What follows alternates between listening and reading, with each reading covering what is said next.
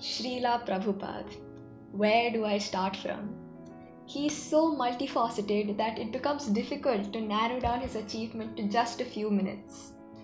In a span of 12 years, His Divine Grace A.C. Bhaktivedanta Swami Prabhupada circled the globe 14 times, established 108 temples and farm communities in 6 continents, pioneered and firmly established Krishna consciousness worldwide, established 820 temples, farm communities, restaurants, schools, and colleges, actualized 520 million books distributed in 87 languages, materialized 3 billion plus vegetarian meals, wrote around 10,000 letters to devotees worldwide to make this great movement successful.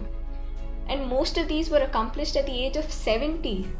A great sadhak of his stature, a commendable leader, a spiritualist. Achieving all of this in a span of just 12 years is a proof of his eternal devotion for Krishna.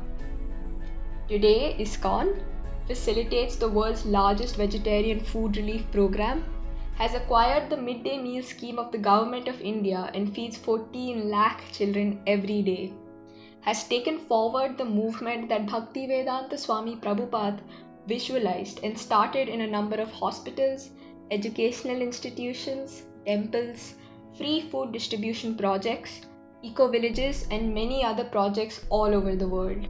How was a man with one vision and one mission able to achieve so much in such a short time span? To know, please join us in unraveling the success story of Srila Prabhupada, one of the greatest masters who called himself the servant of God. This isn't a coincidence that this year, that is 2021, also marks his 125th birth anniversary.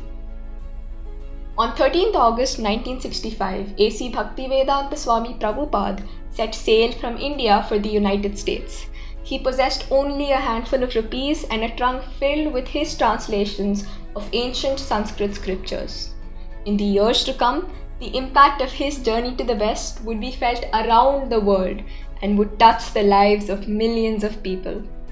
This was a journey that had begun nearly 70 years before in his father's house, where the seeds of devotion had been planted in his pure young heart. Calcutta, a big city with vast spaces and beautiful parks, a country under British rule. On 1st September 1896, a baby boy was born to Gaur Mohan De and Rajni De, a pious family of devout Vaishnavas, a well-to-do mercantile family. The boy was named Abhay Charan. He was a born devotee of Krishna and would accompany his father to Radha Krishna temples, and at age 4 started worshipping the deities at home. Once his father took him to Rath Yatra, a traditional festival in honor of Lord Krishna, who was placed on a large chariot and pulled through the streets in a joyful procession. This event inspired the young boy to have his own Rath Yatra, and so he requested his father. But when no carpenter would build a small chariot, little Abhay was heartbroken. To his luck, one noble lady gave him a miniature cart, which thrilled young Abhay to conduct a mini Rath Yatra all by himself for Lord Jagannath. He engaged his friends to help him in repairing and painting the cart. He asked his mother and her friends to cook a feast. Finally, everything was ready and Abhay happily performed his little Rath Yatra. Who knew this child play of Rath Yatra would be symbolic of all the Rath Yatras he would organize in the years to come across various countries around the world? Abhay grew up to be an intelligent student and joined the prestigious Scottish Church College in Calcutta. He lost his mother at a young age and his father continued to guide him. As per the wishes of his father, he got married to Radharani Devi. The year 1922 marked a turning point in the life of Abhay Charan. He met Srila Bhaktisiddhanta Saraswati, a revivalist in the early 20th century Eastern India. He was a great devotee of Krishna, coming from the Guru Parampara of Gaudiya Vaishnavism, which goes back to Lord Krishna himself. It is interesting to know how Abhay met his Guru. His friend was a disciple of Bhaktisiddhanta Saraswati. He insisted that Abhay meet him too. Abhay refused, saying that meeting sadhus is a waste of time, to which his friend replied that he is unlike other sadhus and it would be beneficial if Abhay could meet him without any judgment. After much coaxing, Abhay was finally ready to meet the sadhu. It was at this meeting that Bhaktisiddhanta Saraswati, Abhay's spiritual master, gave him the inspiration that would change his future. This meeting changed the entire perception of young Abhay. After meeting Abhay, the Guru intuitively felt that he was the one. Hence, he suggested Abhay to preach Lord Chaitanya Mahaprabhu's message throughout the world, as he was educated, intelligent, and could communicate in English. But Abhay wasn't sure of the idea, as we were still under the rule of the British. The Guru guided him and said that these things, questions of political power, are all temporary. But love for Krishna, the Supreme Lord, is beyond all time and politics. The prime concern for all humanity is to stop the cycle of birth and death by developing Krishna consciousness. Abhay was convinced. While he was still flourishing well in his chemical business, Abhay also started to take an active interest in helping Bhaktisiddhanta's mission. In 1932, with the urging of other disciples, Abhay was formally initiated into spiritual life. Abhay continued devoted activities at the ashram of his Guru. In November 1935, Abhay and his son visited Bhaktisiddhanta Swami at Radhakund in Vrindavan. By then, Abhay had earned a reputation for his literary skills, and Bhaktisiddhanta Swami sowed a thought in him. If you ever have enough money, you should print books on Krishna consciousness. Then, just before departing from the world, Bhaktisiddhanta wrote to Abhay, in which he urged Abhay to preach Krishna consciousness to the world in English, and said it will benefit Abhay and others as well. He passed away on 3rd January 1937. In pursuance of his Guru's order, Abhay founded the English fortnightly, Back to Godhead, in 1944. He spent much of his time in studying Sanskrit scriptures, publishing articles on Krishna consciousness, and in sadhana. He often wondered how he would fulfill his Guru's orders. He had no ready-made answers, but waited for the instruction from his Guru. After some years, Abhay had a recurring dream in which he saw his Guru, Bhaktisiddhanta Swami, insist him to take up sannyas and dedicate himself to the mission of spreading Krishna consciousness to the world. Abhay's constant worry was leaving his family behind. As the dream repeated, Abhay's dilemma increased, but he had to take a call and spoke to his Guru Bhai Keshav Maharaj and asked him to solve the dilemma. Keshav Maharaj fervently repeated that our Guru's request that you preach Krishna consciousness in the Western countries has to be fulfilled. The universe helped Abhay, and as Providence had it, the situation in his family pushed him to take sannyas and fulfill his Guru's desire. He then went to Vrindavan to prepare to fulfill Bhaktisiddhanta's order. In 1959, Abhay took sannyas and received the name A.C. Bhaktivedanta Swami. Bhaktivedanta meaning one who has realized that devotional service to the Supreme Lord is the end of all knowledge. People come to Vrindavan to lead a retired life, but not for Bhaktivedanta Swami.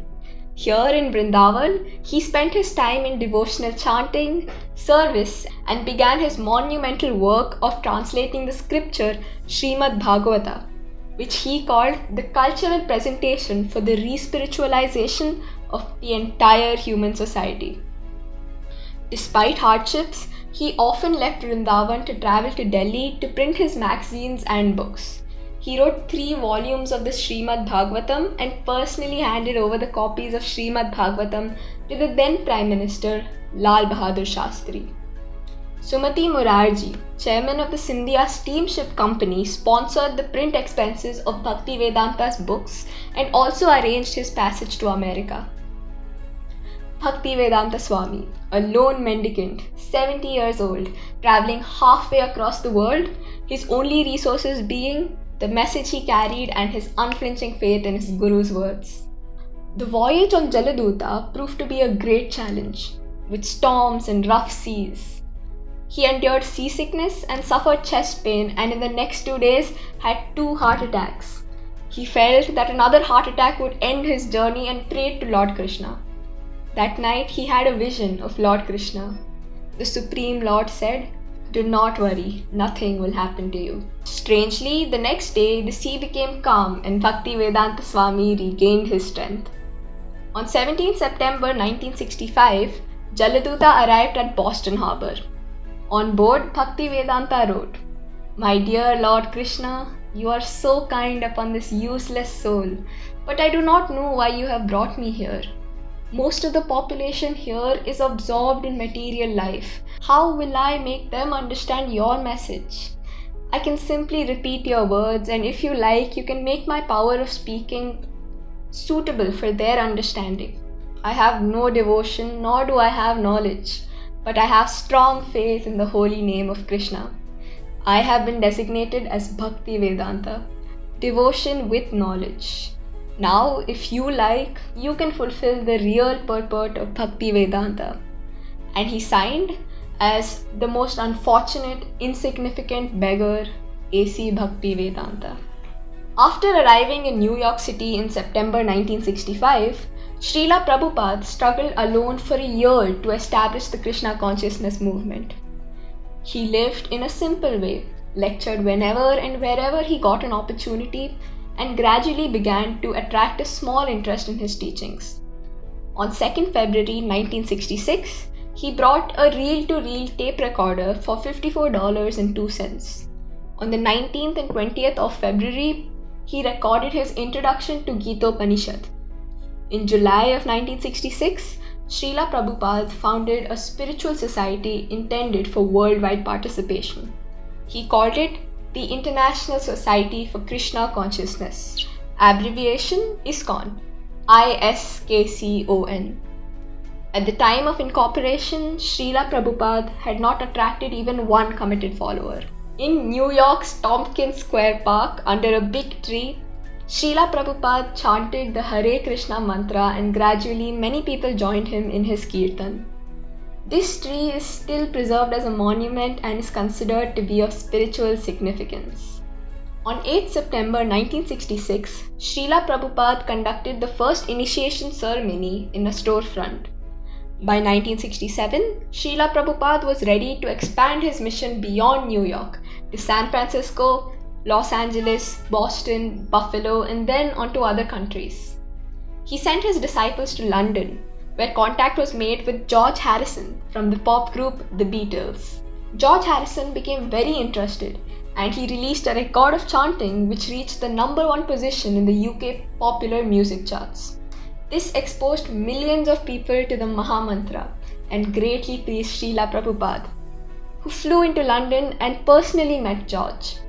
Later, George donated a large manor house in the English countryside to the movement. Srila Prabhupada established Vedic schools called Gurukulas, set up cow protection programs, set up an academy of artists who painted fabulous devotional artworks for his books, established the Bhaktivedanta Institute, was to disprove atheistic theories and disseminate Vedic knowledge, wrote scores of books and initiated thousands of disciples. He traveled from continent to continent, country to country, city to city, town to town, preaching the message of Krishna. He arranged for massive food distribution programs. Millions of free plates of vegetarian foodstuffs, spiritualized by offering to Krishna, have been distributed to needy people around the globe. Thus, Srila Prabhupada fulfilled the prophecy of Lord Chaitanya. All over the world, the words Hare Krishna, Hare Rama are heard on the streets, at festivals, on the radio, and on television. The holy names have reached every town and every village. It was Srila Prabhupada's faith and devotion that brought about this colossal transformation. Having done his Guru's bidding and spreading the knowledge of the Supreme Personality of Godhead, Lord Krishna, Srila Prabhupada returned to Vrindavan on 2nd October 1977. He continued preaching and guiding people to enlightenment. He instructed his disciples and discussed the affairs of ISKCON and translated Srimad Bhagavata. He worked till his last breath in this mortal world and in spreading Krishna consciousness. If we are in devotional service, we get a different nature. And if we engage in the business of sense gratification, Vivekananda ji बोले। He left his mortal body on 14th November 1977. His life and message inspire thousands and lakhs even today. Through the lifetime performing impulse activities, or was it been the lifetime performing vice activities to develop simple reactions? We have been here for many lifetimes performing sinful activities. So is it possible to counteract all those sinful activities in one lifetime, or does it require many 1 minute? That is Krishna consciousness movement. 1 minute. You are not reading Bhagavad Gita? What Krishna says? Sarva dharman parityajya mamekang saranang braja aham ta sarva papebhya mokshayami. You surrender unto me, give up your all business. I will give you relief from all sinful reaction immediately. It requires 1 minute. My dear Krishna, I was forgotten, now I understand, I fully surrender unto you. Then you become immediately free from all sin. Without any reservation, without any politics. If you fully surrender, Krishna is assuring, aham tva sarva papi mokshayami masucha. He reassures. Don't worry whether I will be able to give you relief from all reaction. Masucha. It is guaranteed. You do this. So, how much time it requires to surrender to Krishna? Immediately you can do that.